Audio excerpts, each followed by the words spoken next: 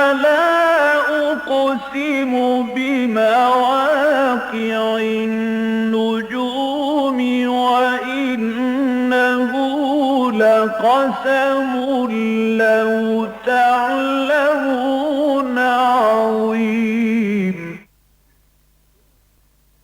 إنه لقرآن كريم في كتاب مكنون لا يمسه إلا المطهرون تنزيل من رب العالمين.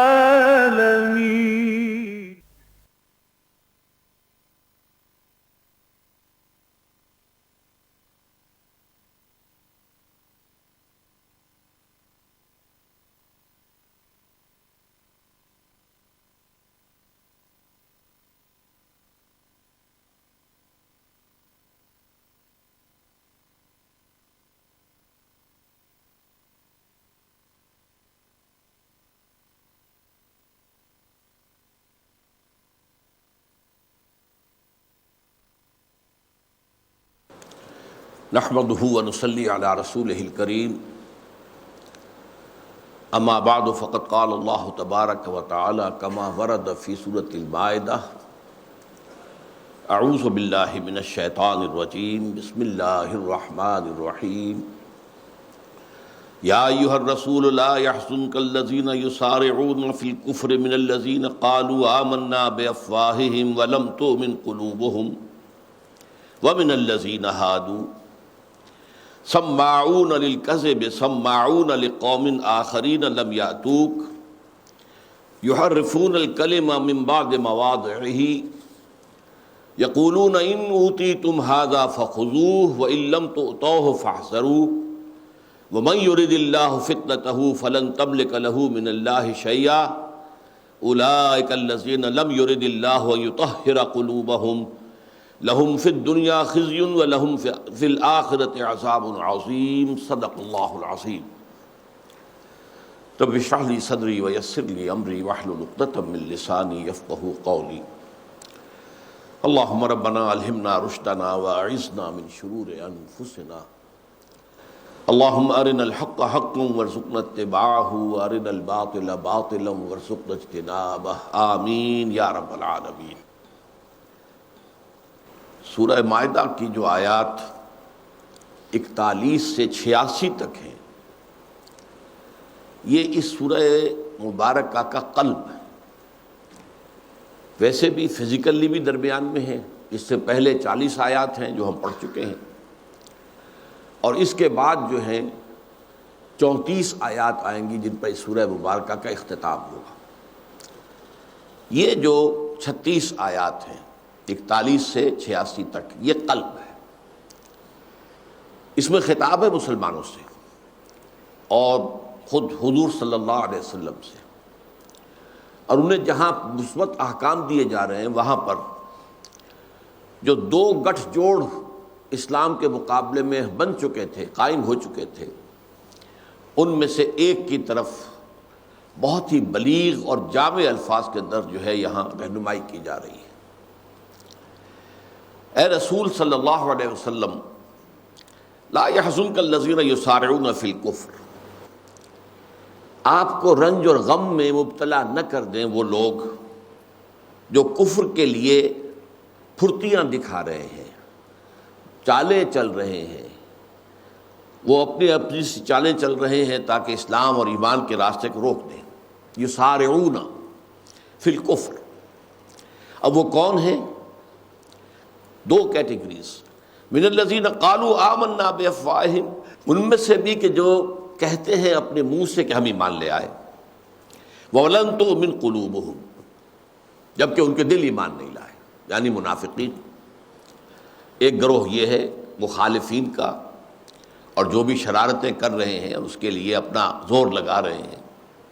من الذین قالوا آمنا بافواہہم ولم تؤمن قلوبہم، ان میں سے وہ کہ جو کہتے ہیں اپنے منہ سے کہ ہم ایمان لے آئے، حالانکہ ان کے دل ایمان نہیں لائے۔ وَمِنَ الَّذِينَ هَادُوا، اور دوسرا فریق جو ہے جو اس گٹھ جوڑ کا، وہ ہیں جو یہودی ہیں۔ ان کی صفات کیا ہیں؟ سماعون للکذب سماعون لقوم آخرین لم یاتوک۔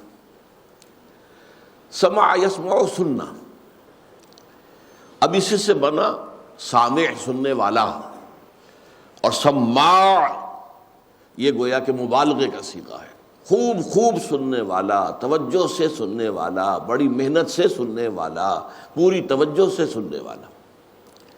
سماعون للکذب، اچھا اسی سماع کے اندر آتا ہے مان لینا بھی۔ سمع اللہ لمن حمدہ، اس کے کیا معنی؟ اللہ نے سن لیا، اس کا مطلب یہ قبول کر دی دعا اللہ نے اس کی، جو اس کی حمد کرتا ہے۔ تو سماعون للکذب، یہ جھوٹ کے لیے ہمیشہ کوشاں رہتے ہیں، تلاش کرتے رہتے ہیں، خوب غور سے سنتے ہیں، اسے قبول کرتے ہیں۔ سماعون لقوم آخرین، اور یہ آتے ہیں سننے کے لیے پوری توجہ کے ساتھ ایک اور قوم کے لیے، دوسرے لوگوں کے لیے، یعنی جاسوس بن کر آتے ہیں۔ انہیں جا کر کہیں اور جو ہے رپورٹ کرنا ہوتا ہے، انہیں جا کر بتانا ہوتا ہے، لقوم آخرین لم یاتوک، جو آپ کے پاس نہیں آئے۔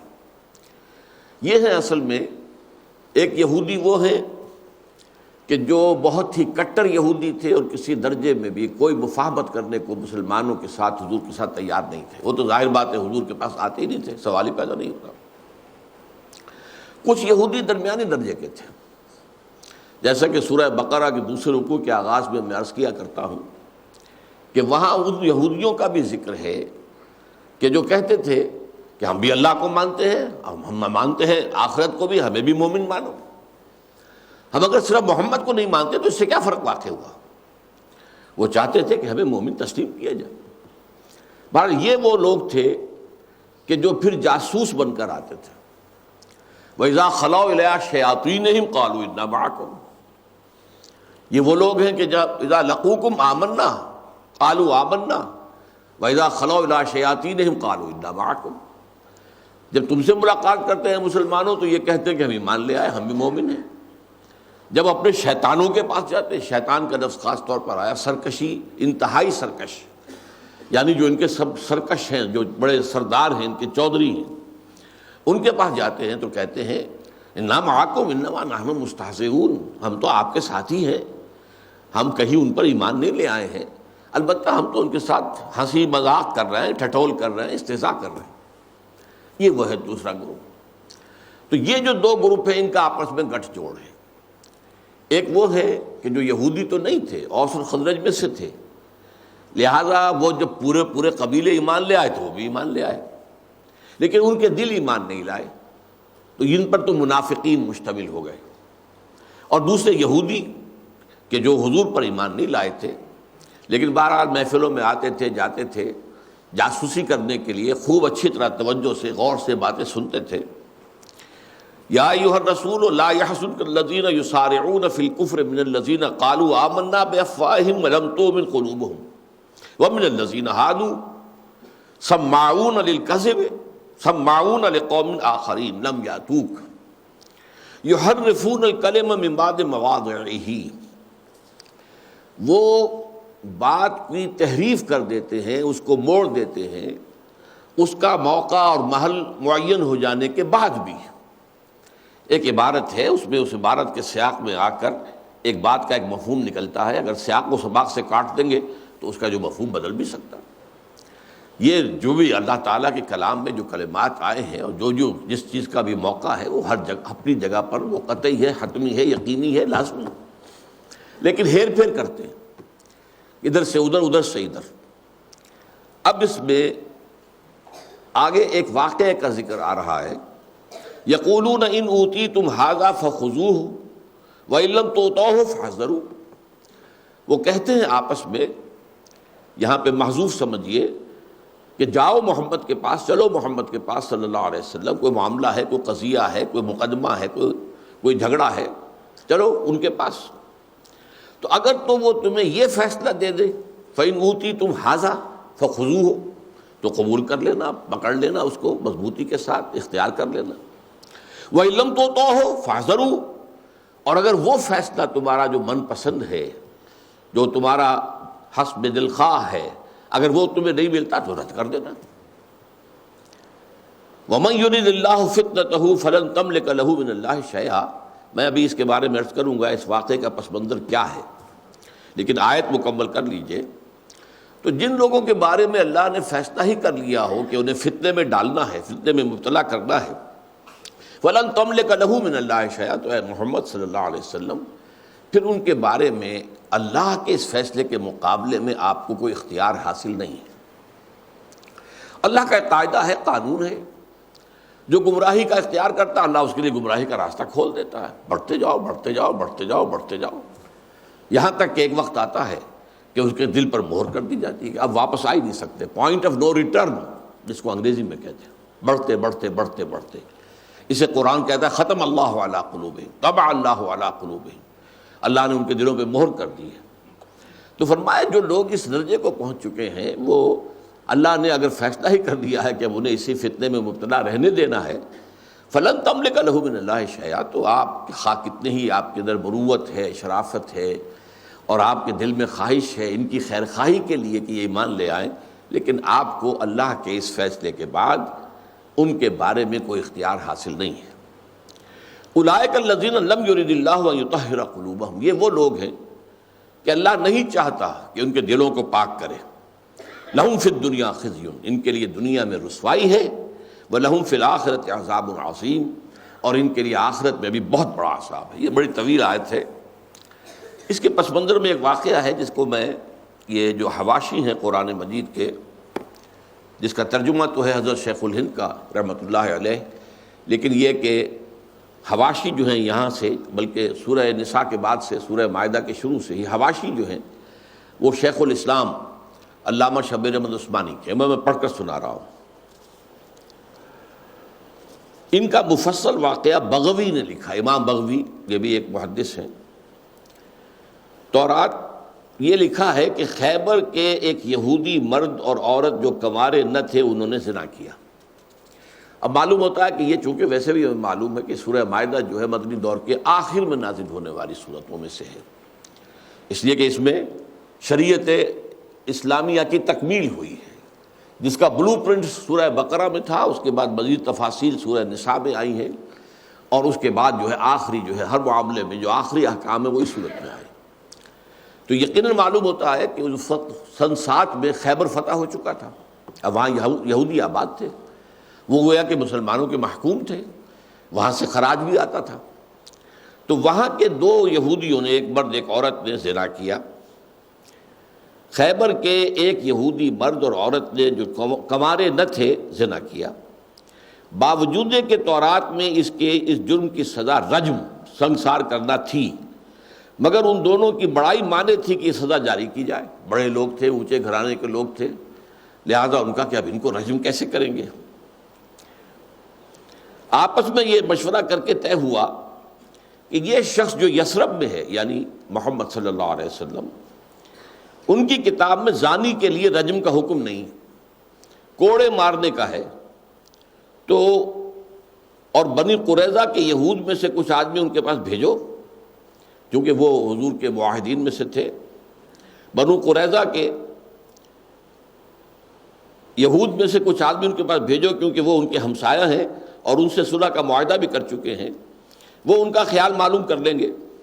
چنانچہ ایک جماعت اس کام کے لیے روانہ کی گئی کہ نبی اکرم صلی اللہ علیہ وسلم کا عندیہ معلوم کرے کہ یہ زانی محض کی کیا سزا تجویز کرتے ہیں۔ وہ زانی اگر وہ کوڑے مارنے کا حکم دے تو ان پر رکھ کر قبول کر لو، ٹھیک ہے جی یہ فیصلہ محمد کا ہے صلی اللہ علیہ وسلم، اب ظاہر بات ہے حکومت جو ہے مسلمانوں کی ہے اور محمد صلی اللہ علیہ وسلم حکمران ہیں، تو ہم نے وہ فیصلہ جو ہے ان کے حکم کے مطابق جو ہے وہ ہم نے نافذ کر دیا۔ اگر وہ کوڑے مارنے کا حکم دے تو ان پر رکھ کر قبول کر لو کہ ذمہ داری ان پر ہے، رجم کا حکم دے تو مت مانو۔ ان کے دریافت کرنے پر حضور نے فرمایا کہ کیا تم میرے فیصلے پر رضامند ہوگے؟ انہوں نے اقرار کیا۔ خدا کی طرف سے جبرائیل علیہ الصلاۃ والسلام رجم کا حکم لے آئے، مگر وہ لوگ اپنے اقرار سے پھر گئے۔ تو یعنی اب یہ حضور نے جب رجم کا فیصلہ دیا تو وہ جو انہوں نے کہا تھا کہ ہم آپ کا فیصلہ قبول کریں گے، اس فیصلے کو ماننے سے انکار کر دیا، جیسے کہ طے کر کے گئے تھے، وَإِن لَّمْ تُؤْتُوهُ فَاحْذَرُوا۔ آخر حضور نے فرمایا کہ فدق کا رہنے والا ابن سوریا تم میں کیسا شخص ہے؟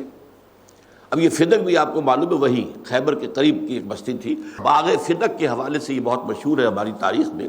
اس علاقے کے فتح ہو جانے کے بعد فدق کا جو باغ تھا اسے حضور نے اپنے لیے رکھ لیا تھا کہ اس کی جو آمدنی ہے وہ آپ اپنے اہل و عیال کے لیے اختیار کریں گے۔ اور حضرت فاطمہ رضی اللہ تعالی عنہا نے حضور کے انتقال کے بعد دعویٰ کیا کہ یہ وراثت میں مجھے منتقل ہو جانا چاہیے باغ۔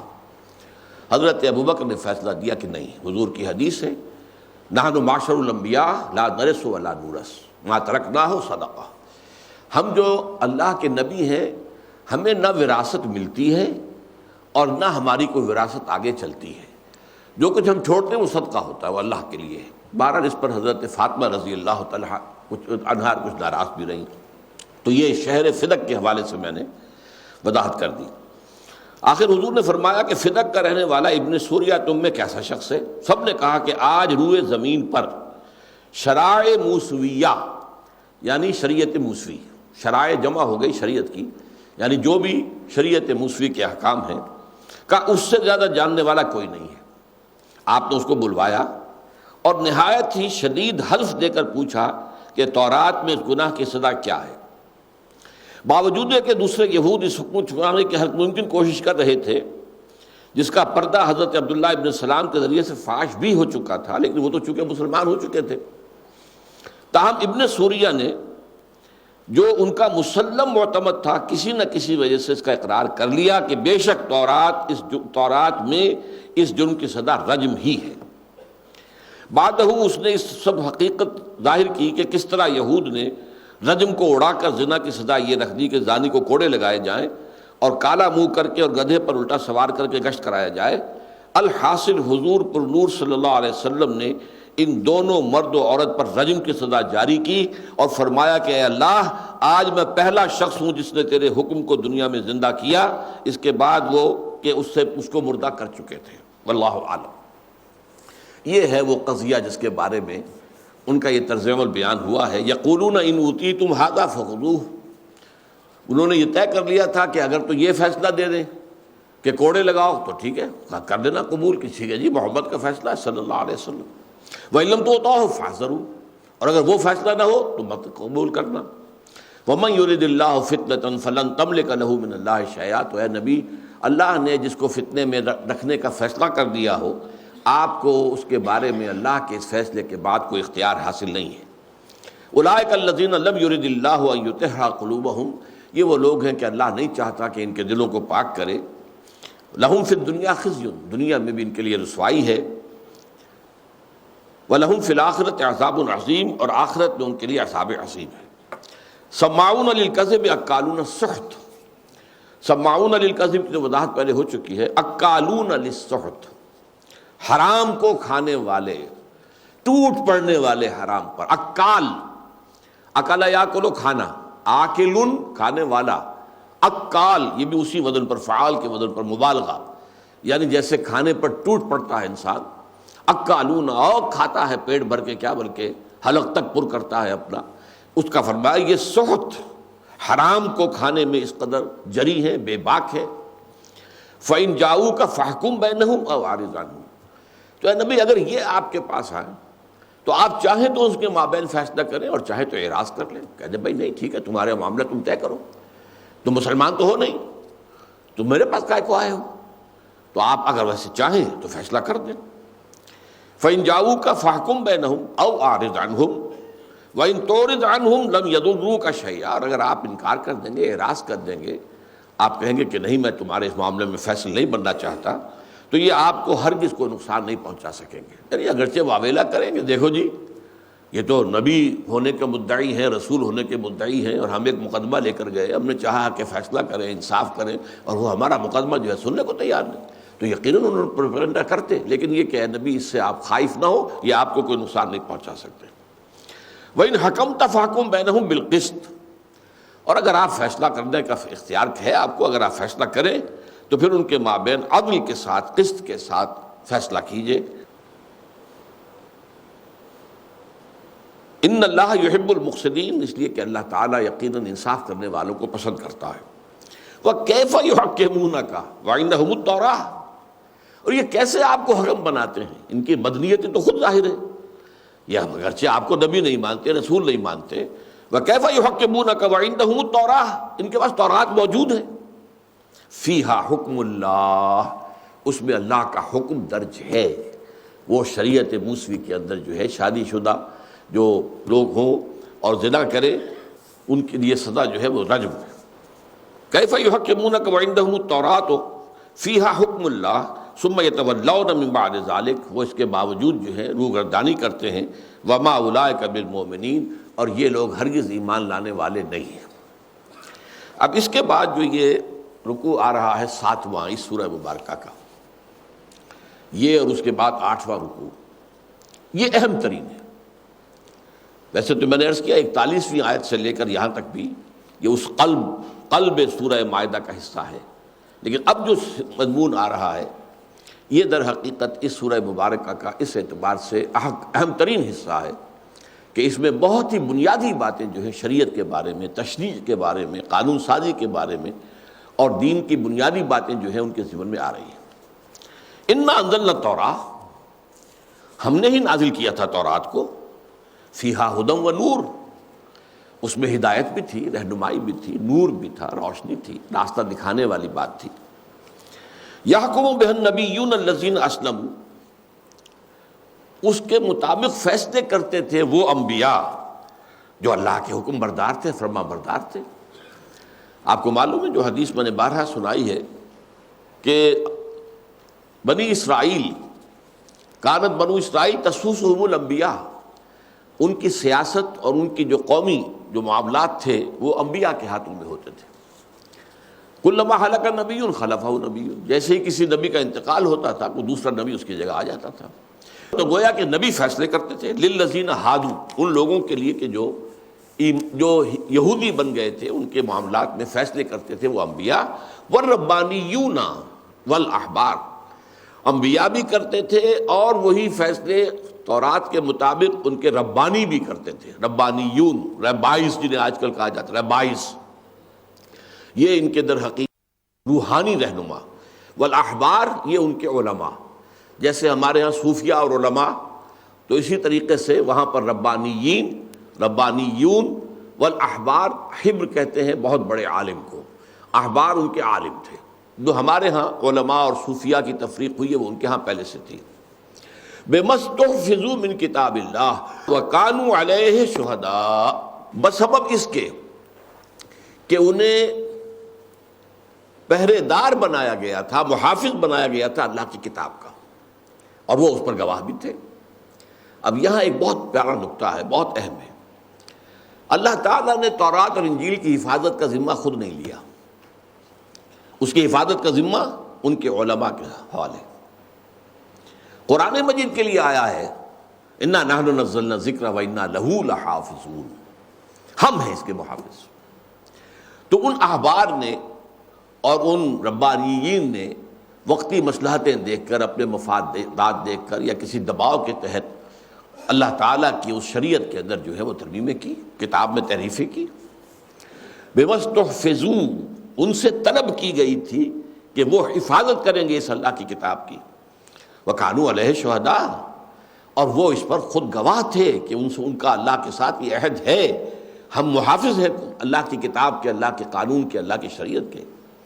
فَلَا تَخْشَوُا النَّاسَ وَاخْشَوْنِی، تو اے مسلمانوں مت ڈرو ان لوگوں سے، ڈرو مجھ سے۔ وَلَا تَشْتَرُوا بِآیَاتِی ثَمَنًا قَلِیلًا، اور مت خریدو اور اختیار کرو اور قبول کرو میری آیات کے عوض حال چھوٹی چھوٹی جو ہیں قیمتیں، دنیاوی معاملات کو سامنے رکھتے ہوئے، مصلحتوں کو سامنے رکھتے ہوئے، کوئی اور مفادات کو سامنے رکھتے ہوئے، کسی دباؤ کو قبول کرتے ہوئے ہماری آیات کا سودا نہ کرو۔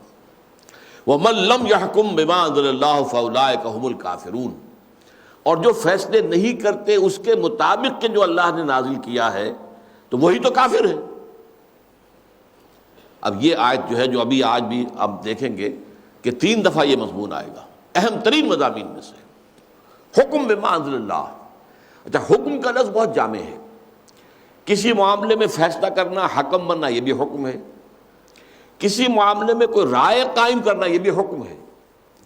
یہ حکم ہے اندر، باطن کے اندر آپ ایک رائے قائم کرتے ہیں، تو یہ حکم جو ہے یہ ان دونوں کے اعتبار سے کہ پہلے تو اللہ کا کلام، اللہ کی شریعت، اللہ کا قانون جو ہے اس طریقے سے انسان کے اندر اتر جائے، اس کے ذہن کا اور اس کے یوں سمجھیے کہ اس کے قلب کا ایک حصہ بن جائے، اور اس کے بعد پھر وہ ظاہر ہوگا تو وہ حکم ہوگا جو کہ خارجی ہوگا، فیصلہ کرنا، فتویٰ دینا، حکم لگانا۔ وَمَن لَّمْ يَحْكُم بِمَا أَنزَلَ اللَّهُ فَأُولَٰئِكَ هُمُ الْكَافِرُونَ۔ اب اس آیات کو ذہن میں رکھیے اور یہ سمجھیے کہ یہ مجھ پر اور آپ پر بھی منطبق ہو رہی ہے۔ شریعت الہی نافذ نہیں ہے ہمارے ہاں، بلکہ پوری دنیا میں کہیں بھی نہیں۔ کچھ تھوڑے سے جزوی احکام جو ہیں، کچھ وہ حنبلی فقہ کے مطابق سعودی عرب میں ہے، اور کچھ جعفری فقہ کے مطابق جو ہے ایران میں ہے۔ پورا دین اللہ کا جو ہے وہ تو قائم نہیں ہے، سارے فیصلے تو اللہ کی شریعت کے تحت نہیں ہوتے۔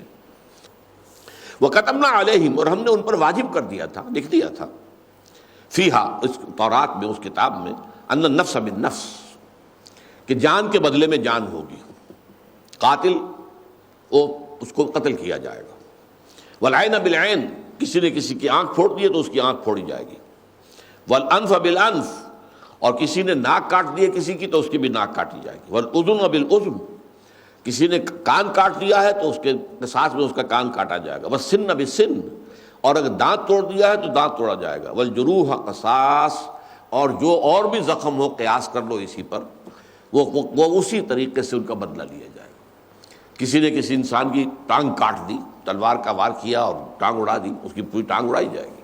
جو بھی جو ہے جروح ہیں، جو زخم ہیں، ان سب کا بھی بدلہ اسی طریقے سے ہوگا۔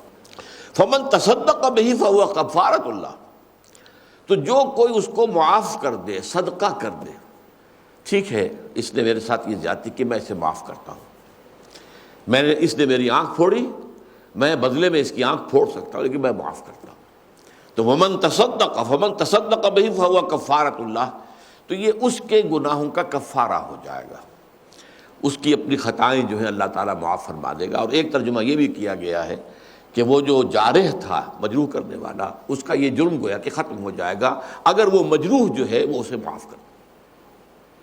وَمَن لَّمْ يَحْكُم بِمَا أَنزَلَ اللَّهُ فَأُولَٰئِكَ هُمُ الظَّالِمُونَ، پھر وہی مضمون آ گیا۔ اور جو فیصلے نہیں کرتے، اپنی رائے نہیں بناتے اس کے مطابق جو اللہ نے نازل فرمایا ہے، تو وہی تو ظالم ہے، اور ظالم یہاں مشرک کے معنی میں ہے، اس لیے کہ جب قرآن مجید کے اندر آیات نازل ہوئی کہ کیا تم جانتے ہو ای الفریقین احق بالامن ان کنتم تعلمون، بتاؤ دو فریقوں میں سے امن کا حقدار زیادہ کون ہے، اطمینان، امن۔ ایک وہ لوگ ہیں جو مشرک ہیں، الذین آمنوا، وہ نہیں، الذین آمنوا وہ لوگ کہ جو ایمان لائے اور پھر انہوں نے اپنے اس ایمان میں ظلم کی کوئی آلائش شامل نہیں ہونے دی، اولئک لہم الامن، ان کے لیے امن ہے۔ تو صحابہ بہت پریشان ہوئے کہ حضور ایسا کون شخص ہوگا جس نے کوئی ظلم نہیں کیا؟ وَمَن یؤمن، اللہ پر ایمان لائے، فمن آمن ای الفریقین احق بالامن ان کنتم تعلمون الذین آمنوا ولم یلبسوا ایمانہم بظلم اولئک لہم الامن وہم مہتدون، جو لوگ ایمان لائے انہوں نے اپنے ایمان میں کسی ظلم کی آمیزش نہیں ہونے دی تو وہی ہوں گے جو ہدایت یافتہ ہوں گے۔ تو جب صحابہ نے کہا کون شخص ہوگا، کوئی اپنے نفس پر ظلم کر بیٹھتا ہے، کوئی کسی پر ظلم کر بیٹھتا ہے، تو گویا کہ پھر یہ تو آیت جو ہے بہت ثقیل ہو گئی۔ تو حضور نے فرمایا اس آیت میں جو ظلم سے مراد شرک، یہاں مراد ہے مشرک، جو اللہ تعالیٰ کے فیصلوں کے خلاف کسی اور چیز کے مطابق فیصلے کرتے تو وہ شرک تو ہو گیا۔ گویا کہ آپ نے اللہ کو مطاع نہیں مانا، کسی اور کو مان لیا، اللہ کو زبانی کلامی مان رہے ہیں لیکن اصل میں تو اطاعت کسی اور کی کر رہے ہیں۔ وَقَفَّيْنَا عَلَىٰ آثَارِهِمْ بِعِیسیٰ ابْنِ مَرْیَمَ، اور پھر ان کے نقش قدم پر ہم نے اٹھایا عیسیٰ ابن مریم کو۔ آثارہم سے مراد کیا ہے؟ وہ جو فرما نبیون والربانیون والاحبار، وہ جو انبیاء تھے بنی اسرائیل کے، اور ان میں سے جو واقعتاً مخلص اور واقعی صحیح معنی میں ان کے جو روحانی پیشوا تھے، اور وہ کہ جو بڑے عالم تھے کہ جو واقعتاً صحیح فیصلے کرتے تھے، بے مستحفظوا من کتاب اللہ، انہی کے حوالے اللہ نے کیا تھا اپنی کتاب کی حفاظت کو. تو یہ ہم وہ اس کے معنی میں ہے وقفینا علی آثارہم، انہی کے نقش قدم پر ہم نے اٹھایا عیسیٰ ابن مریم کو. مصدقا لما بین یدیہ من التوراۃ، وہ تصدیق کرتے ہوئے آئے تھے اس کی جو ان کے سامنے تورات میں سے موجود تھا. اب یہ مصدقاً دو معنی اس کے ہیں. ایک تو یہ کہ تورات میں یہ لکھا ہوا تھا یا اس کے بعد کے انبیاء کے صحیفوں میں کہ ایک مسیح آئے گا جو تمہیں تمہاری جو خباثتیں ہیں ان سے بھی اور جو دنیا میں ذلت و رسوائی ہے اس سے نجات دلائے گا. اس کا مصداق بن کر، ان خبروں کا مصداق بن کر، ان پیشین گوئیوں کا مصداق بن کر حضرت عیسیٰ ابن مریم آئے. اور دوسرے یہ کہ حضرت عیسیٰ نے تورات کی تصدیق کی، اور یہاں تک فرمایا آج بھی انجیل میں موجود ہے کہ تم پر جو بھی میرے ماننے والے ہیں، یعنی عیسائیوں پر جو اپنے آپ کو بعد میں جنہوں نے نصارہ کہا ہے، تم پر بھی شریعت موسوی لاگو رہے گی. شریعت تورات کی شریعت جو ہے قانون تم پر بھی نافذ کیا جائے گا. مصدقا لما بین یدیہ من التوراۃ وآتیناہ الانجیل، اور ہم نے اس پر مزید اسے انجیل عطا کی. یہ میں بار بار عرض کر چکا ہوں کہ تورات کتاب کا لفظ آتا ہے، انجیل کے لیے لفظ حکمت آتا ہے. انجیل میں قوانین نہیں ہیں، قوانین تورات ہی کے تھے، البتہ اس کے اندر روحانی تعلیمات ہیں، اور اس کے اندر جو اصل حکمت ہے احکام کی ان کے اوپر توجہ دلائی گئی ہے کہ تم نے صرف لفظوں کو پکڑا ہوا ہے، ان لفظوں کے پردے میں جو حکمتیں ہیں ان کو تم چھوڑ بیٹھے ہو.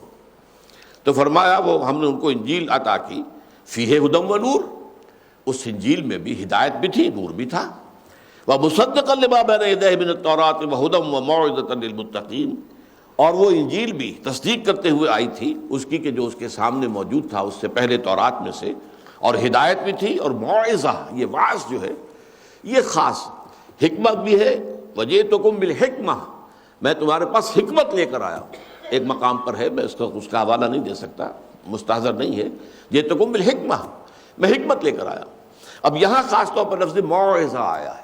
واعظ جو ہے واقعتاً یہ ہے کہ جو سیدنا مسیح علیہ السلام کی جو مواعظ ہیں انجیل کے اندر، میرے نزدیک دنیا میں ان سے اوپر کا کوئی واعظ ممکن نہیں.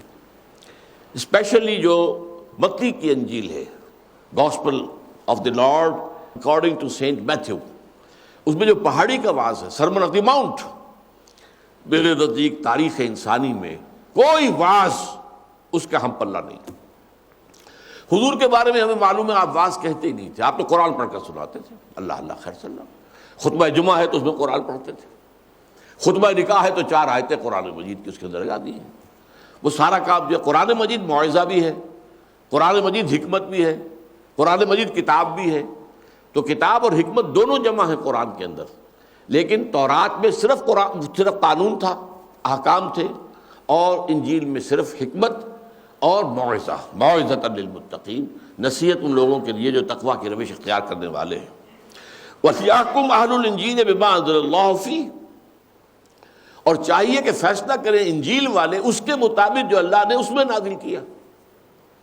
یعنی یہ کہ اگر اس کے اندر یہ بات موجود ہے، آج بھی موجود ہے، کہ یہ موسوی شریعت جو ہے، موزائک لا جسے وہ کہتے ہیں، وہ تم پر بھی نافذ ہوگی، پھر کیوں نہیں اس کو نافذ کرتے؟ اس لیے کہ یہ اب کرسچینٹی نہیں کہ جس دنیا میں آج جو عیسائیت کہلاتی ہے وہ واقعتاً عیسائیت نہیں ہے، وہ پولزم ہے. پول نے آ کر بدلا ہے اس کو، دین کو بگاڑا ہے. پول جو تھا وہ جب تک کہ حضرت مسیح دنیا میں موجود تھے اس وقت تک شدید دشمن تھا، شدید مخالف. جب حضرت مسیح کا رفع سماوی ہو گیا، اللہ تعالیٰ نے انہیں اٹھا لیا، اب اس نے پینترا بدلا اور لبادہ اوڑھا کہ مجھے تو خواب میں ملاقات ہوئی ہے حضرت عیسیٰ کی اور میں ان پر ایمان لے آیا ہوں. اب اس کے بعد اس نے اپنے وہ جو بھی اس کا زہد تھا، جیسے عبداللہ ابن سبا کا کردار ہے ہماری اسلامی تاریخ کے اندر، وہ بھی بڑا بہت زوردار فتنہ تھا جس کے نتیجے میں 1,00,000 مسلمان ایک دوسرے کی تلواروں اور نیزوں سے قتل ہوئے. اتنا بڑا فتنہ، الفتنۃ الکبریٰ، وہ ایک شخص کا اٹھایا ہوا تھا جس کا نام عبداللہ ابن سبا ہے. اسی طرح یہ تھا پولس، سینٹ پال، اور اس نے کیا کیا؟ شریعت موسوی منسوخ. گویا کہ اب عیسائیت ایسا مذہب ہے جس میں شریعت سرے سے ہے ہی نہیں. قانون ہے ہی نہیں، نظام تو بہت دور کی بات ہے، کوئی قانون ہی نہیں۔ اسی طرح اس نے کہا کہ ہمیں جو روکا گیا تھا، حضرت مسیح نے کہا تھا کہ میں صرف اسرائیل کے گھرانے کی کھوئی ہوئی بھیڑوں کی تلاش میں آیا ہوں، تم جاؤ، اپنے حواریین سے کہا تھا جاؤ دعوت دو، لیکن یہودیوں کو، جنٹائلز کو، غیر یہودیوں کو دعوت تمہارے ذمہ نہیں ہے۔ انہوں نے کہا نہیں، ہم دعوت دیں گے۔ اور اس نے توحید کو تسلیث میں بدلنے والا بھی یہی سینٹ پال ہے۔ تو دین کو ختم کر دیا حضرت عیسیٰ کی۔ اور یہ دی 100 کا مصنف جو ہے ڈاکٹر مائیکل ہارٹ، اس نے بہت صحیح بات لکھی ہے۔ یہ بات میں اس کی ہی نقل کر رہا ہوں کہ موجودہ کرسچینٹی خود کرسچن ہے، اس کو کرسچینٹی کہنا غلط ہے، یہ پالزم ہے، یہ پال کا دین ہے، یہ حضرت عیسیٰ کا دین نہیں ہے۔ وَمَن لَّمْ يَحْكُم بِمَا أَنزَلَ اللَّهُ فَأُولَٰئِكَ هُمُ الْفَاسِقُونَ۔ اب تیسری مرتبہ آ گیا، اور جو لوگ فیصلہ نہ کریں اس کے مطابق کہ جو اللہ نے نازل کیا وہی تو فاسق ہے۔ اچھا، پہلے لفظ کافر آیا، اس کے بعد ظالم آیا۔ کافر کے مقابلے میں ظالم اور سخت ہے، مشرک، اس لیے کہ اللہ تعالیٰ جو ہے وہ شرک کو کسی صورت میں معاف نہیں کرے۔ اب اس کے بعد تیسرے درجے میں فاسق آیا۔ عام طور پر ہم جو ترجمہ کرتے ہیں فاسق کا، جو شخص متقی نہیں ہے، غیر محتاط ہے، کبھی نیکی کے کام بھی کرتا ہے لیکن یہ کہ کبھی کوئی گناہ بھی سرزد ہو جاتا ہے، کبھی کوئی اور بھی کام کر لیتا ہے، تو وہ فاسق نہیں۔ یہاں اصل میں فاسق کا لفظ جو آیا ہے وہ آیا ہے ان لوگوں کے لیے کہ جو سرکش ہو جائیں، باغی ہو جائیں۔ چنانچہ یہ لفظ اس معنی میں آیا ہے سورہ کہف کے اندر، وہاں فرمایا گیا کہ ہم نے قُلْنَا لِلْمَلَائِكَةِ اسْجُدُوا لِآدَمَ فَسَجَدُوا إِلَّا إِبْلِيسَ كَانَ مِنَ الْجِنِّ فَفَسَقَ عَنْ أَمْرِ رَبِّهِ، وہ جنوں میں سے تھا تو وہ اپنے رب کے حکم سے سرتابی کر کے، بغاوت کر کے، سرکشی کر کے نکل بھاگا۔ تو یہاں فاسقون اس معنی میں وہ باغی ہیں اللہ کے، جو اللہ کی شریعت کے مطابق فیصلے نہیں کرتے، وہ باغی ہیں۔ وَأَنزَلْنَا إِلَيْكَ الْكِتَابَ بِالْحَقِّ، اب آیا ذکر حضور کا، اور اے نبی اس تورات اور انجیل کے بعد ہم نے نازل کی ہے یہ کتاب قرآن آپ پر حق کے ساتھ، بالحق، یقینی ہے، شدنی ہے، اس پر میں ایک پوری تقریر کر چکا ہوں۔ وَبِالْحَقِّ أَنزَلْنَاهُ وَبِالْحَقِّ نَزَلَ، اس میں جو کچھ آیا ہے وہ شدنی ہے، یقینی ہے، ہو کر رہے گا۔ مُصَدِّقًا لِمَا بَيْنَ يَدَيْهِ مِنَ الْكِتَابِ، اور یہ تصدیق کرتی ہے جو اس کے سامنے اس سے پہلے موجود ہے کتاب میں سے، شریعت میں سے۔ شریعت موسوی کی بھی تصدیق کرتی ہے۔ شریعت موسوی کے دو حکم آئے ہیں شریعت محمدی کے اندر۔ ایک حکم رجم، شادی شدہ زانی اور زانیہ جو ہے شادی شدہ اگر ہے تو رجم، اس کا ذکر قرآن میں نہیں ہے، یہ حضور نے یہ تورات سے لیا ہے اور شریعت موسوی کو قائم رکھا ہے۔ اور ایک قتل مرتد، من بدل دینہ فاقتلوہ، یہ بھی اصل میں تورات کا حکم ہے، جس کا ذکر سورہ بقرہ میں ہے کہ بنی اسرائیل میں سے جن لوگوں نے بچڑے کی پرستی شروع کی تھی انہیں حکم دیا گیا کہ ہر قبیلے کا جن لوگوں نے وہ ارتکاب کیا ہے اسی قبیلے کے لوگ جو مومن رہے اور جنہوں نے یہ ارتکاب نہیں کیا وہ اپنے ہاتھوں اپنے ان قبیلے والوں کو قتل کریں۔ تورات کے مطابق 70,000 یہودی قتل ہوا تھا، ایسا حکم تھا یہ۔ تو فرمایا یہ مصدقاً ہے، مصدقاً لما بین یدیہ من الکتاب مہیمنا علیہ، یہ ہے خاص لفظ۔ اور اب یہ محافظ ہے، نگہبان ہے کتاب پر، یعنی اب آخری فیصلے اس کے ہیں۔ یہ فیصلے جو ہیں یہ در حقیقت اب دائم و قائم رہیں گے، ہمیشہ ہمیشہ کے لیے رہیں گے، ان میں کوئی تغیر و تبدل نہیں ہوگا۔ سابقہ شریعتوں میں تغیر و تبدل ہوتا رہا ہے۔ فاحکم بینہم بما انزل اللہ، تو اے نبی آپ فیصلہ کیجئے اس کے مطابق جو اللہ نے نازل کیا ہے۔ ولا تتبع اہواءہم عما جاءک من الحق، اور دیکھنا کہیں ایسا نہ ہو کہ آپ ان کی خواہشات کی پیروی کرنے لگیں اور اس چیز کو چھوڑ دیں جو حق میں سے نازل ہوئی ہے۔ دیکھیے اس قسم کے مقامات قرآن مجید میں جو ہے اس میں وضاحت کی ضرورت ہے کہ اس کا کوئی امکان نہیں ہے کہ حضور حق کو چھوڑ کر، قرآن کو چھوڑ کر لوگوں کی خواہشات کے مطابق فیصلے کریں، لیکن یہ کہ اس کا قرآن مجید میں اس انداز میں ذکر کیا جاتا ہے تاکہ پڑھنے والوں پر اور مسلمانوں پر یہ پورا اثر قائم ہو جائے کہ اللہ کا فیصلہ جو ہے اس کو اللہ کے رسول بھی نہیں بدل سکتے۔ ہاں اللہ کے فیصلوں کے اندر یہ ہو سکتا ہے کہ کسی خاص کو عام کر دیں، عام کو خاص کر دیں۔ مثلا یہ ہے کہ ایک حکم آیا سورہ نساء میں ہم پڑھ چکے ہیں کہ 2 بہنوں کو بیک وقت نکاح میں رکھنا جائز نہیں ہے، حضور نے اس کی توسیع کر دی کہ یہی حکم ہوگا پھپھی اور بھتیجی کا بھی اور خالہ اور بھانجی کا بھی. توسیع ہے یہ، گویا کہ خاص کو عام کیا. یا ایک دوسرا معاملہ ہے، قرآن مجید میں زنا کی ایک ہی سزا بیان ہوئی ہے 100 کوڑے. یہ عام ہے، لیکن اس کو خاص کیا سنت نے، کیونکہ آپ نے جیسا کہ ابھی میں نے واقعہ آپ کو پڑھ کر سنا دیا، اس میں تورات کے حکم کو قبول کیا، جاری کیا، اور پھر نہ صرف یہ کہ ان دونوں یہودی مرد اور عورت دونوں کو جو ہے سنسار کرایا، بلکہ اس کے بعد حضور نے اور صحابہ اور صحابیات میں سے بھی جن سے بھی یہ غلطی سرزد ہوئی ہے، جنہوں نے اقرار کیا آ کر، انہیں رجم کرایا ہے. چاہے وہ حضرت معاذ تھے رضی اللہ تعالی عنہ، اور چاہے وہ غامدیہ خاتون تھی رضی اللہ تعالی عنہ. فاحکم بینہم، تو آپ فیصلہ کیجیے ان کے مابین بما انزل اللہ، اس کے مطابق جو اللہ نے نازل کیا. ولا تتبع اہواہم عما جاءک من الحق، اور دیکھنا کہیں ایسا نہ ہو کہ آپ ان کی خواہشات، ان کا انداز دیکھ کر کہ اس وقت جو ہے یہ بپھرے ہوئے ہیں یا ان کے تیور بدلے ہوئے ہیں، اس وقت تو ذرا دبک جاؤں، ذرا جھک جاؤں. معاذ اللہ، یہ نہ کرنا. یہ مضمون سخت ترین الفاظ میں جو آیا وہ سورہ بنی اسرائیل میں ہے. یہ لوگ تو تلے ہوئے ہیں کہ آپ کو بچلا دیں. ان یفتنونک عن الذی اوحینا الیک وان کادوا لیفتنونک عن الذی اوحینا الیک. یہ تو تلے ہوئے اس پر کہ آپ کو بچلا دیں. اگر آپ ایسا کر لیں گے تو پھر یہ آپ سے راضی ہو جائیں گے. لیکن اگر کہیں ایسا آپ نے کر لیا، معاذ اللہ معاذ اللہ معاذ اللہ، تو پھر اللہ تعالیٰ آپ کو سزا دے گا دگنی، دنیا میں بھی اور آخرت میں بھی. الفاظ بہت سخت. لتفتری علینا غیرہ وان کادوا لیفتنونک عن الذی اوحینا الیک لتفتری علینا غیرہ. اور اس صورت میں یہ دوست بنا لیں گے آپ کو اپنا، آپ کے ساتھ مصالحت کر لیں گے. لیکن یہ ولولا ان ثبتناک لقد کدت ترکن الیہم شیئا قلیلا، اور اگر ہم نے اے نبی آپ کو پاؤں کو جمائے نہ رکھا ہوتا، آپ کے دل کو جمائے نہ رکھا ہوتا ہم نے، ولولا ان ثبتناک لقد کدت ترکن الیہم شیئا قلیلا، تو اس کا تو امکان پیدا ہو گیا تھا کہ آپ کچھ تھوڑے سے ان کی طرح جھک جائیں. اذا لازقناک ضعف الحیات و ضعف الممات، اگر خدا نہ خواستہ ایسا ہو جاتا تو ہم آپ کو مزہ چکھاتے سزا کا، دوہری دنیا میں بھی اور آخرت میں بھی.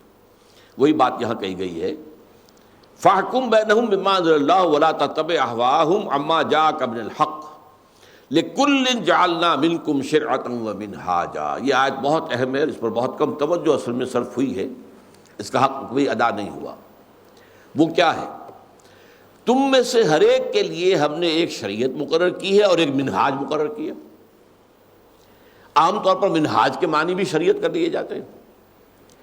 عام طور پر لوگ یہ سمجھتے ہیں الرحمن الرحیم، جیسے کہتے ہیں گورا چٹا، تو یہ چٹا کا لفظ جو ہے یہ صرف گورے کی مزید تاکید کے لیے آ جاتا ہے، گورا چٹا. تو کالا کلوٹا، اسی طریقے سے یہ ہے الرحمن. نہیں، اس کے معنی جو ہے مختلف ہے، اور وہ اگر نہیں سمجھ میں آئے تو اس طریقے کی تعبیر صحیح نہیں ہے. یہاں پر محض زور خطابت میں اور صرف زور کلام کے لیے قرآن مجید میں کوئی لفظ نہیں آیا. شرعۃ و منہاج اگرچہ لفظی طور پر ان کا مفہوم ایک ہی ہے. شارع راستے کو کہتے ہیں، منہاج راستے کو کہتے ہیں، طریق راستے کو کہتے ہیں. لیکن طریق وہ بھی ہے جسے ہم طریقت کہتے ہیں. طریق کا لفظ آیا ہے قرآن مجید میں، یذھبا بطریقتکم المثلی. اس نے فرعون نے کہا تھا اپنے درباریوں سے، یہ موسیٰ اور ہارون جو آئے ہیں یہ تمہاری بہترین تہذیب اور تمدن کو ختم کرنے کے لیے آئے ہیں. یہی بات فرعون نے کہی تھی اپنے درباریوں سے. تو یہاں پر جو لفظ آیا ہے اگرچہ معنن ایک ہے، مفہوم دو ہے. شریعت قانون ہے. ظاہر بات ہے موسیٰ کی ایک شریعت تھی اور حضور کی ایک شریعت ہے. اس میں سے بعض چیزیں مسلسل ہیں لیکن بعض چیزوں میں فرق ہے. نماز کے اوقات میں، نماز کے طریقے میں، نماز کے ارکان میں فرق ہے. روزے کے احکام میں ان کے ہاں کوئی سحری نہیں تھی.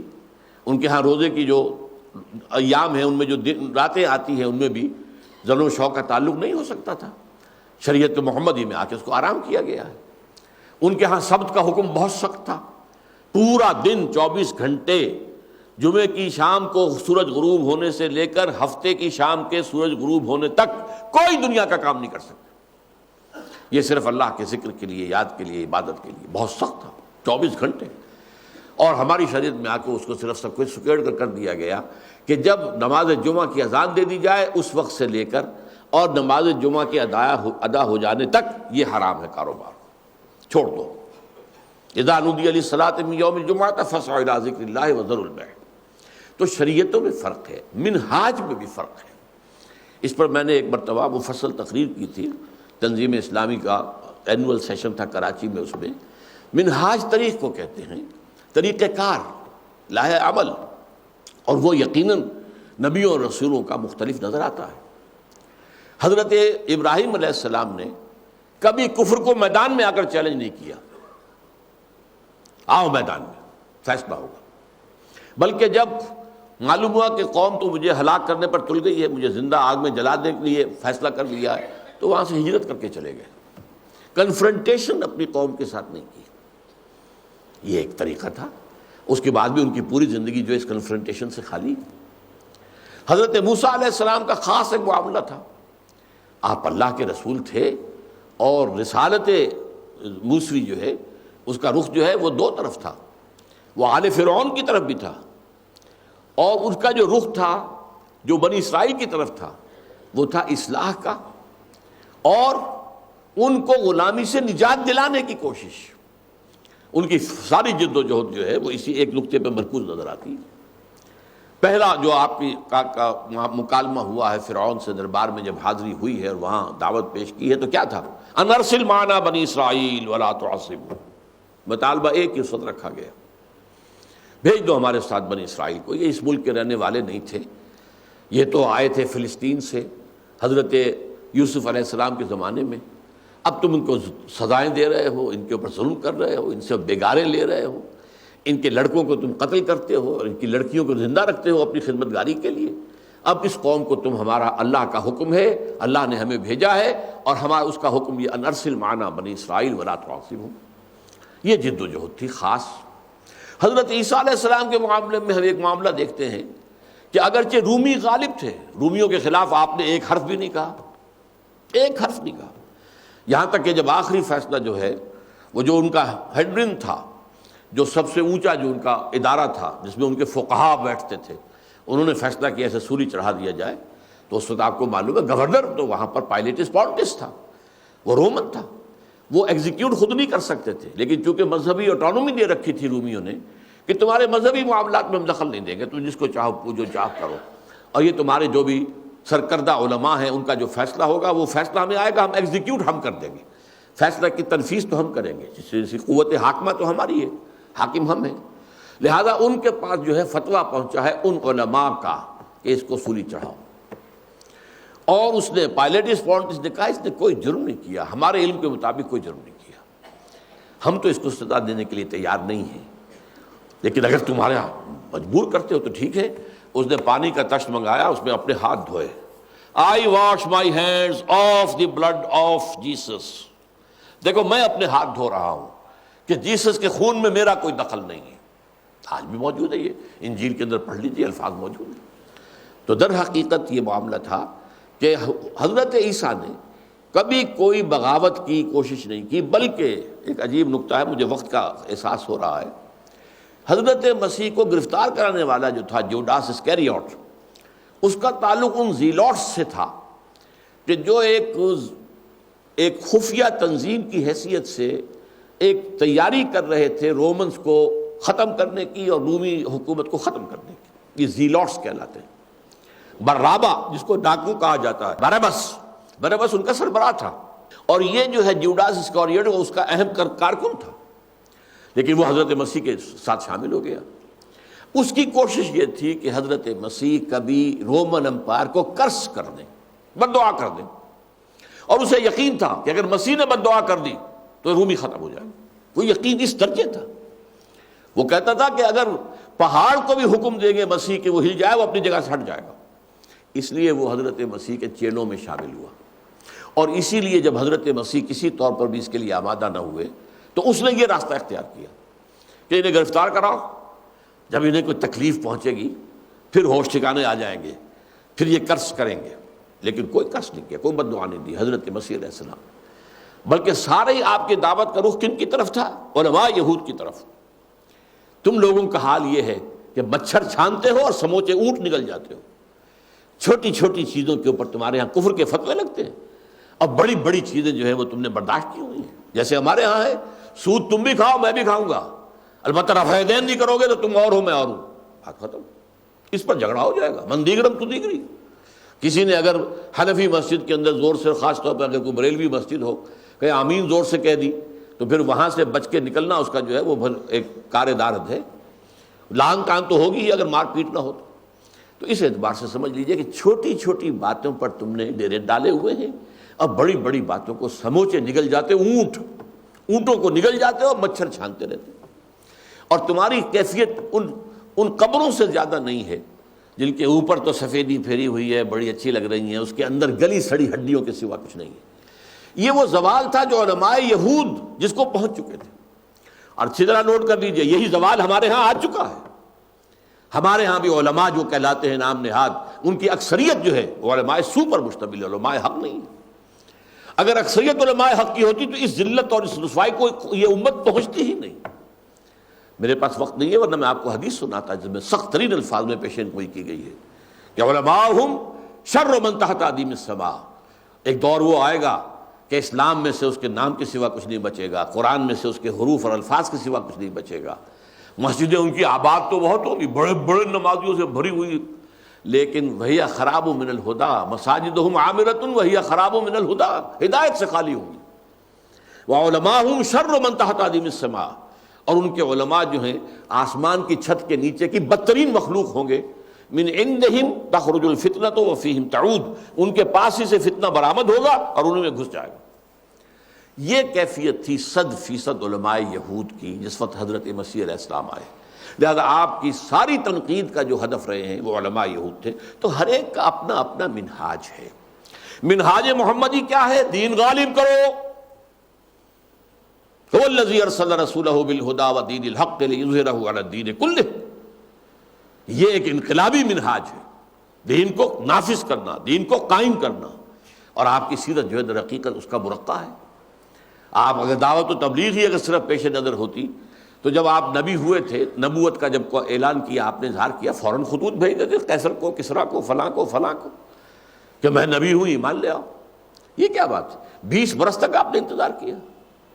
سن 7 میں خطوط بھیجے ہیں جبکہ جزیرہ نما عرب میں دین غالب ہو چکا ہے. صلح حدیبیہ کا جب فرمایا قرآن مجید میں انا فتحنا لک فتحا مبینا، تب جا کر آپ نے خطوط باہر بھیجے، پہلے تو نہیں بھیجے. اس اعتبار سے آپ کا جو منہاج ہے، منہج انقلاب نبوی، میری کتاب پڑھیے. اسی لیے میں نے آپ کے لیے اصطلاح استعمال کی ہے رسول انقلاب. رسول انقلاب کا طریقہ انقلاب کیا تھا؟ ہم اس کے پابند ہیں، اسی نہج پر جد و جہد کر کے انقلاب برپا کرنے کی جد و جہد کرنا، کوشش کرنا. یہ بحیثیت امت محمد ہمارا فرض منصبی ہے. فرمایا لِكُلٍّ جَعَلْنَا مِنْكُمْ شِرْعَةً وَمِنْهَاجًا وَلَوْ شَاءَ اللَّهُ لَجَعَلَكُمْ أُمَّةً وَاحِدَةً. اللہ چاہتا تم سب کو ایک ہی امت بنا دیتا. شروع ہی میں آخری شریعت نازل ہو جاتی، سب کے سب ایک ہی ہوتے، اختلاف ہوتا ہی نہ اور یہ تفرقہ ہوتا ہی نہ. اللہ اگر اپنے جو اس کا اختیار مطلق اسے استعمال کرتا تو کوئی شخص گناہ کر ہی نہیں سکتا تھا. وہ تو اللہ کے اذن کے بغیر تو آپ گناہ بھی نہیں کر سکتے. وہ اذن رب تو ہوتا ہے تب پتہ ہلتا ہے، ورنہ پتہ نہیں ہل سکتا. وَلَوْ شَاءَ اللَّهُ، اللہ چاہتا لَجَعَلَكُمْ أُمَّةً وَاحِدَةً، تو تمہیں ایک ہی امت بنا دیتا. وَلَٰكِن لِيَبْلُوَكُمْ فِي مَا آتَاكُمْ. لیکن بہرحال اس کی حکمت مقتضی ہوئی کہ ہر ایک کو جو کچھ دیا ہے اس میں ان کو آزمائے. تورات دی، یہود کو آزمائے، آیا وہ اس کے احکام پر خود بھی چلتے ہیں یا نہیں چلتے، اور اسے پھیلاتے ہیں یا نہیں پھیلاتے. انجیل دی اس لیے کہ جو عیسیٰ کا نام لیوا ہے ان کی آزمائش ہو جائے. تمہیں قرآن دیا گیا ہے اور سنت محمد دی گئی ہے صلی اللہ علیہ وسلم تاکہ تمہیں آزمائیں کہ تم ان کی کتنی پاسداری کرتے ہو، کتنی اس کے اوپر تم عمل کرتے ہو. وَلَٰكِن لِيَبْلُوَكُمْ فِي مَا آتَاكُمْ فَاسْتَبِقُوا الْخَيْرَاتِ. بڑے پیارے الفاظ ہیں.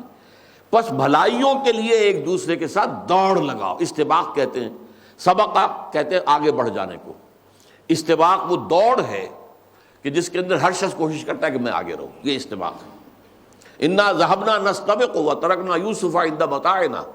یہی آ کر وہ حضرت یوسف علیہ السلام کے بھائیوں نے آ کر حضرت یعقوب علیہ الصلوۃ والسلام کیا فرمایا کہ ابا جان ہم لوگ تو دوڑ لگانے کے لیے چلے گئے اور ہم نے جو سامان اپنا تھا کپڑے اپنے رکھ دیے، دوڑنے کے لیے شاید کپڑے اپنے اتارے ہوں، کیا کیا ہو، تو وہاں ہم نے یوسف کو چھوڑ دیا تھا حفاظت کے لیے، فَأَكَلَهُ الذِّئْبُ، تو آ کر اسے ایک بھیڑیا کھا گیا، اب ہم کیا کریں؟ تو یہ ہے استباق، دوڑ لگانا، دوڑ میں ایک دوسرے سے آگے نکلنا، فَاسْتَبِقُوا الْخَيْرَاتِ، تو نیکیوں میں ایک دوسرے سے آگے نکلو، ایک دوسرے سے آگے بڑھو۔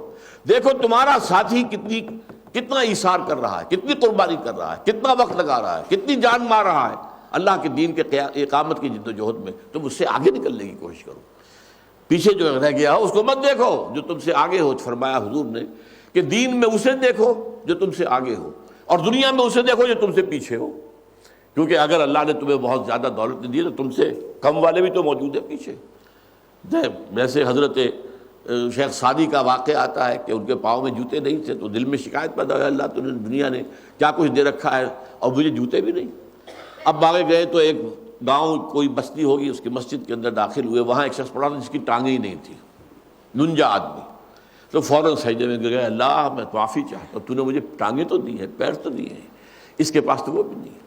تو فرمایا فاستبقوا الخیرات الی اللہ مرجعکم جمیعا، تم سب کو بالآخر قطعی اور حتمی طور پر اللہ کی طرف لوٹنا ہے، فینبئکم بما کنتم تختلفون، پھر وہ تمہیں بتا دے گا، جتلا دے گا ان چیزوں کے بارے میں جس میں تم اختلاف کرتے رہے۔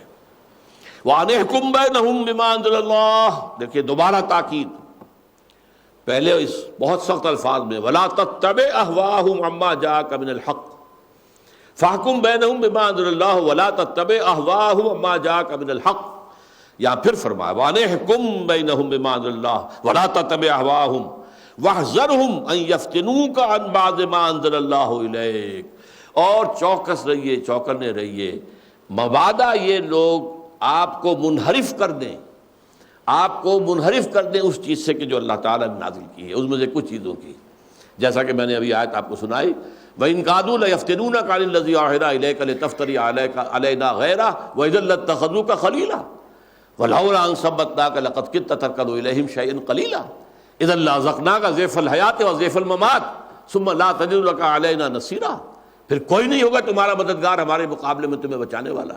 یہ بڑے سخت الفاظ کس لیے ہیں؟ تاکہ یہ جیسے کہ میں محاورہ بیان کرتا رہا ہوں، ہماری اردو زبان میں خاص علاقے کی یہ محاورہ ہے، اس لیے کہ اردو میں بھی بہت سی ہیں، کوئی ایک تو نہیں ہے، لکھنؤ کی اردو اور دلی کی اردو اور دکن کی اردو اور، تو وہ ایک خاص علاقے میں کہ بیٹی ری بیٹی میں تجھ سے کہوں، بہو ری بہو تو کان دھر، نہیں عام طور پر اس کو پسند نہیں کیا جاتا کہ جو ساس ہے وہ ٹوکے، یہ نہ کرو، یہ نہ کرو، یوں کرو، یوں کیا کرو، تو وہ بیٹی کو کہہ کر جو ہے سناتی کس کو ہے؟ بہو کو، بیٹی ری بیٹی تجھ سے کہوں اور بہو ری بہو تو کان دھر، تو سن لے۔ اسی طرح یہ بات بظاہر حضور سے خطاب کر کے کہی جا رہی ہے، نہیں، یہ اصل میں ان کے مخالفین کو سنایا جا رہا ہے کہ محمد نہیں ہٹ سکتے اس راستے سے کہ جو راستہ ہم نے ان کے لیے معین کر دیا ہے۔ فَإِن تَوَلَّوْا، پھر اگر یہ روگردانی کرے، فَاعْلَمْ أَنَّمَا يُرِيدُ اللَّهُ أَن يُصِيبَهُم بِبَعْضِ ذُنُوبِهِمْ، تو جان لیجئے کہ اللہ تعالیٰ کا فیصلہ ہو چکا ہے کہ ان کو پکڑے، ان کے اوپر مصیبتیں نازل کرے ان کے کرتوتوں کے باعث، ان کے بعض کرتوتوں کے سبب سے۔ وَإِنَّ كَثِيرًا مِّنَ النَّاسِ لَفَاسِقُونَ، اور یقیناً لوگوں میں بہت کثیر جو ہے، بلکہ کہاں پر لفظ ہم کہوں گے اکثریت، لوگوں کی اکثریت جو ہے تو فاسقوں پر مشتمل ہے۔ یہی بات آئی ہے ایک اور جگہ پر، ان تطع اکثر من فی الارض یضلوک عن سبیل اللہ، اگر آپ زمین میں بسنے والوں کی اکثریت کی پیروی کریں گے تو وہ تو تمہیں لازماً گمراہ کر دیں گے۔ اکثریت جو ہے کبھی بھی حق پر قائم نہیں رہی، اکثریت جو ہے وہ باطل کے اوپر ہی رہی ہے ہمیشہ پوری انسانی تاریخ۔ افحکم الجاہلیت یبغون، اب دیکھیے آپ بحث ختم ہو رہی ہے، بڑا ایک عجیب سوال، تو کیا یہ جاہلیت کے دور کا حکم چاہتے ہیں؟ یہ مسلمان بنے پھرتے ہیں، دعویٰ کرتے ہیں ایمان کا، کلمہ پڑھتے ہیں شہادت کا، یہ منافقین اور یہ یہودی جو مدعی ہیں کہ وہ ایمان رکھتے ہیں تورات پر اور موسیٰ پر، لیکن ساتھ ہی اس بات کے بھی کا مطالبہ کرتے ہیں ہمیں مسلمان مانو، تو یہ سب چاہتے ہیں، جاہلیت کا حکم چاہتے ہیں بجائے اللہ کے۔ وَمَنْ أَحْسَنُ مِنَ اللَّهِ حُكْمًا لِقَوْمٍ يُوقِنُونَ، اور جو لوگ یقین رکھتے ہوں اللہ پر اور آخرت پر، ان کے لیے تو اللہ کے حکم سے بڑھ کر تو کوئی حکم ہو نہیں سکتا۔ وَمَنْ أَحْسَنُ، کون سا حکم بہتر ہوگا، کون سا قانون بہتر ہوگا اللہ کے قانون سے؟ کون سا نظام بہتر ہوگا اللہ کے نظام سے؟ افحکم الجاہلیت یبغون ومن احسن من اللہ حکما لقوم یوقنون، اللہ کے سوا حکم دینے کے اعتبار سے بہتر، اس سے بہتر کون ہو سکتا ہے؟ کیونکہ یہ کس کے لیے؟ جو یقین رکھنے والے ہیں، جو اللہ کو واقعتاً ماننے والے ہیں، جو رسالت پر حقیقی ایمان رکھنے والے ہیں، جو آخرت کے اوپر ایمان رکھنے والے، ان کے لیے۔ اللہ تعالی ہمیں ان میں شامل کرے۔ بارک اللہ لی و لکم فی القرآن العظیم ونفعنی وإیاکم بالآیات والذکر الحکیم۔